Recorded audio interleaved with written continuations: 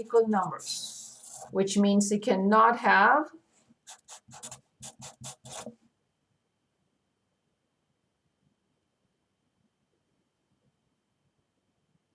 if there are no critical numbers, we know for sure there are no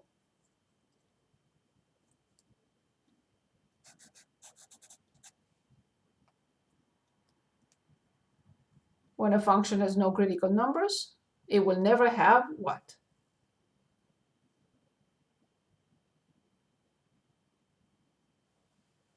What is connected to critical numbers?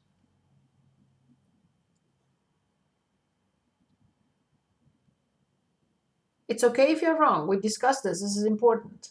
Is it the minimum and maximum? Exactly. No max or min. If it has no critical numbers, thank you so much, Donna.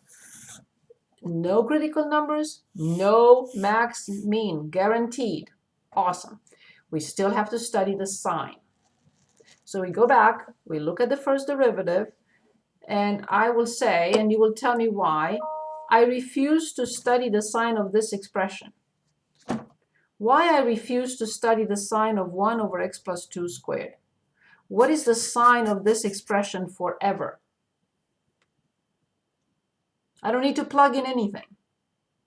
1 over x plus 2 squared will always be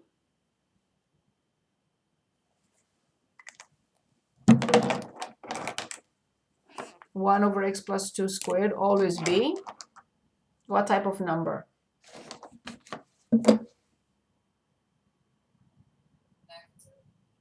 Yes, because this is always positive, but it has a minus in front. So that's why it will always be negative. So in my table, I will just put that answer. Now I have to make sure that these two rows work well together. If there is some conflict, then I'll say, oops, something is terribly wrong. I put negative 2/3 on the right of negative 1/3. I go back and redo the chart. Okay, so let's check. From 0 to negative infinity, is the function decreasing? Because that's what the derivative says. From 0 to negative infinity, is the function decreasing?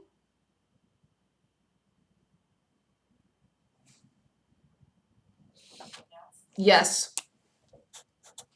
From positive infinity to 1/2 and then to 0, is the function always decreasing? Yes. So the two rows work well together. Yay! I have to study the second derivative. I'm ready to study the second derivative. I'm going to differentiate this, not this, because this is easy. This is more complicated. And I have to simplify, and so on and so forth. Okay, so I'm on page 4. See how long it takes to analyze and study these graphs? But of course, this is also the first example, so. Good. So I'm going to copy f prime of x right here. And let's differentiate it again. We need to find the second derivative.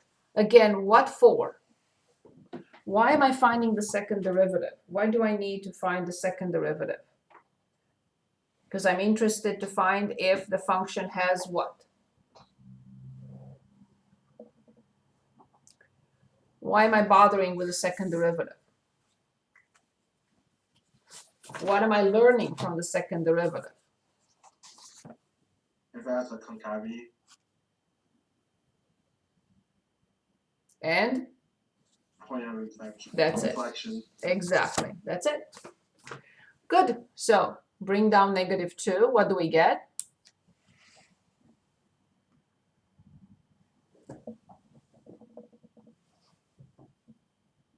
Two times x plus 2 to the power of negative 3. Good. Times the inner function prime. But that is? 1. Exactly. I'll go back to 2 over x plus 2 to the third power. Like before, I need the same analysis. Second derivative 0, second derivative undefined. No, it's not undefined where the function is defined. So f double prime of x is undefined at x equals -2, but so is the function. So that's nothing. Second derivative set equal to 0. Can this function be 0?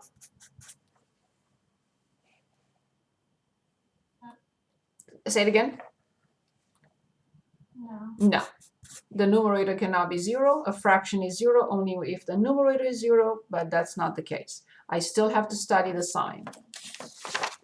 So back to the second derivative. So the second derivative is 2 over x plus 2 cubed. To the left of -2, plug in -1. Of course. Plug in -4, please. To the left of -2, plug in -4 and tell me the sign.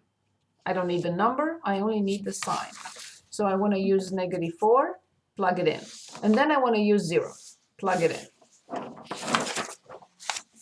So with -4, -4 plus 2 raised to the third power, 2 over that, I need the sign, just the sign, to put in the table.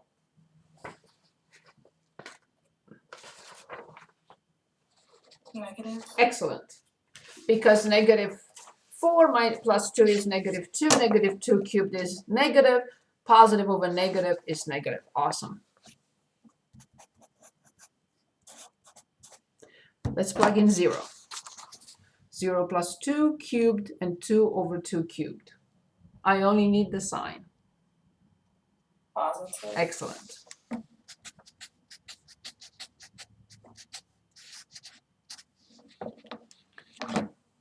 Perfect. That's it. We're done. This tells us what to do. Nothing else is important. Everything else is gibberish at this point. Nothing important. This is the only important part. Everything is summarized right here. I hope I can still scan this without jamming my scanner, but I'm trying to make a point. So when we graph functions with asymptotes, we have to graph the asymptotes first. So I have to graph x equals -2, the VA, and I have to graph y equals 0, the horizontal asymptote. There is no point in graphing again the horizontal asymptote because it's the x-axis. But I'm going to do it anyway. Now I have to graph x equals -2, which is this.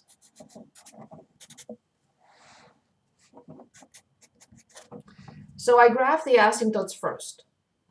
Now, slowly but surely, I'm graphing the function. So, from approaching 0, opening down, decreasing towards -infinity on the left-hand side of the vertical asymptote.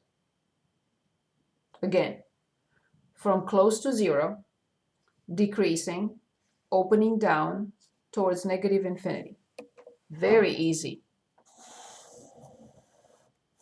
Don't touch anything. Don't touch the horizontal. Don't touch the vertical. Done. 0, 1/2 is this point. Coming from +infinity on the right-hand side of the vertical asymptote, crossing the y-axis at 0, 1/2, opening up, decreasing at all times, and getting closer to 0. Again, from +infinity, decreasing, opening up, crossing at 0, 1/2, decreasing, still opening up towards 0. Very easy. Don't touch anything. Don't touch the asymptotes. So this is the function we chose as 1 over x plus 2. Yes, you can put in the graphing calculator. I have it ready. Not with the function, of course. We just picked the function. You did. So in y equals, clear everything. Please be very careful how you write this function in the calculator. It needs parentheses for the denominator. Normally, if the horizontal asymptote is y equals 0, I don't have to put in anything. But if it's anything else, like y equals 3, I have to put it in as an additional function.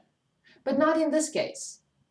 I'm going to put 0 just for you to see that it will pop up with a red color. This is purple, I guess, and this is reddish, whatever. But in this case, there is no need because that's going to be the x-axis anyway. I will use the viewing window, which is standard.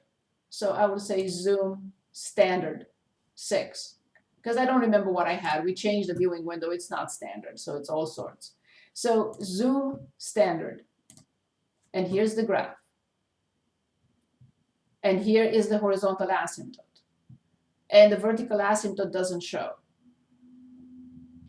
I think there is some sort of setting that I have to change to show the vertical asymptote. But here's the vertical asymptote, x equals -2. This is when I know my students understand or don't understand this graph, when they start copying this, where you see at some point in time they look like they're overlapping. They're not overlapping. So please don't copy this. This is incorrect. Okay? They're not overlapping. The graph doesn't stop here. It continues forever. We can say eventually, but eventually is so far away that we cannot even see it. Okay? So this is the horizontal asymptote. This is the graph as expected. This is the graph as expected. And here is the vertical asymptote at -2. Once you graph a few of these, you're going to become experts. But you have to be patient, and you have to use the table, and you have to put in all the information. Because you see, I have this on 3 pages. Okay? So I have page 1, I have page 2, I have page 3. By simply looking at this, it doesn't mean anything. But once I have everything summarized in the table, then I know exactly what I need to do and how to graph it. Any questions for me, please? Any questions? Try to keep them in the correct order. Any questions? So that's my page 5. Okay, so back to the book for a second. So sketch the graph of each function. Indicate where each function is increasing or decreasing. Where any relative extrema occur. We didn't have one because we didn't find any critical numbers. Where asymptotes occur. Yes, we did. Vertical and horizontal. Where the graph is concave up or concave down. Yes, we did. We put the symbol in the table and we knew exactly what to do. Where any points of inflection occur. Yes, we couldn't find any. And where any intercepts occur. Yes, we had the y-intercept because there was no x-intercept. Good. So now, would you like me to show any of the slant asymptotes? Yes. Okay, please choose a slant asymptote. I will not test you on a slant asymptote, but I think it's a good idea to show one. It's up to you. If you say no, it's no. If you say yes, it's yes. If you say yes, please choose. Is number 37 one of them? Very good. 37, no, it's the same degree over the same degree. So the horizontal asymptote will be 2. So the ones are 41 and 42 when the degree of the numerator is 1 unit bigger, larger. Okay. Yes, than the degree of the denominator. Those are the only ones with slant asymptotes and no horizontal. Okay, can you do 41? Yes, 41, perfect. So we have x squared minus 9 over x plus 1. There is only a minor difference, just finding the slant asymptote. Everything is the same. The table is the same. Everything we've done with this, everything will be the same. Of course, the graph will show differently, but all the steps are identical. But instead of finding a horizontal asymptote, we will find a slant asymptote. In other words, like this or like this. It will not have a horizontal asymptote. You will have either a slant following it or a slant like this following it. Good. So we start with this in the same, everything is the same. As I said, we start with a table. You should have looked at slant asymptotes in 137. It's slightly different now because we have more concepts that we did not have in 137. I may ask you to find the slant asymptote, but I don't think we really need to be tested on that. So, like before, can anyone give us the domain of this function? Domain. Anyone? Domain for this function.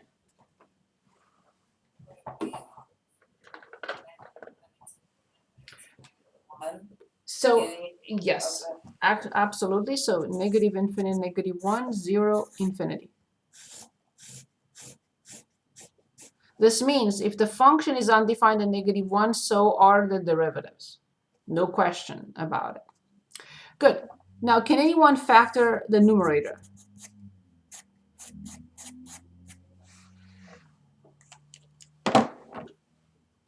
X plus 3, x minus 3. Thank you so much. X plus 3, x minus 3.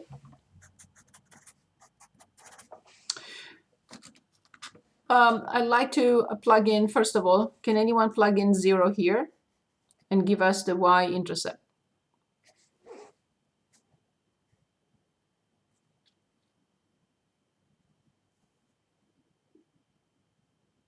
-9. Very good, thank you so much. Now, when we set f of x equal to 0, the numerator will be 0.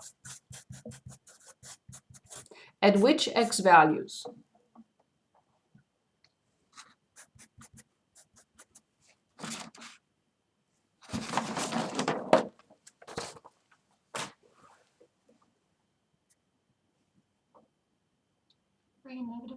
Thank you very much.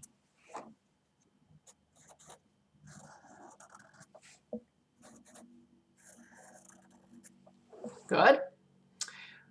We need to determine this, and this. Can I simplify x plus 1 with a factor of x plus 1 from the top? I know it's a silly question.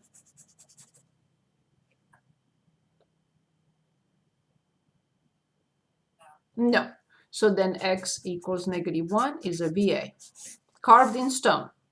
I know the left and right must be what? For sure. But I don't know the sign. What do I have to put here for sure? If this is a VA.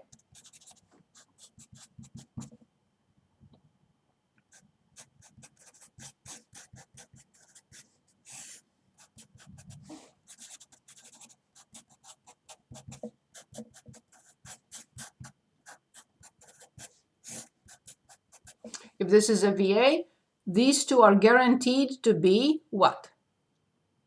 But I don't know the sign.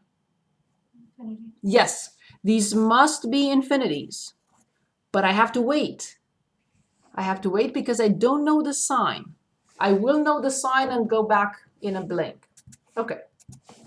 See, the numerator with, no matter what I do here, the numerator is 1, -1 squared, right? Minus 9. So 1 minus 9. So the numerator for -1 will definitely be a negative number. Now, -1 from the left, -1.1. Can anyone give us the sign of this with -1.1 from the left?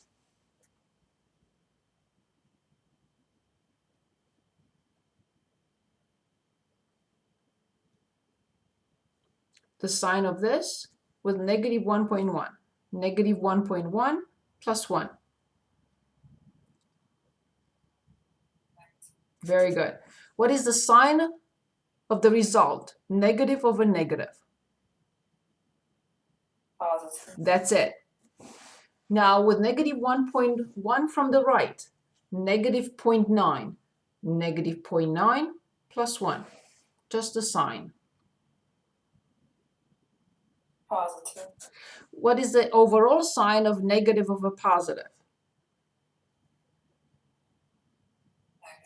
Very good. So these are the limits. So the left one is positive and the right one is negative. Final step, these. And now I will show you how to determine the slant asymptote, because they are related, of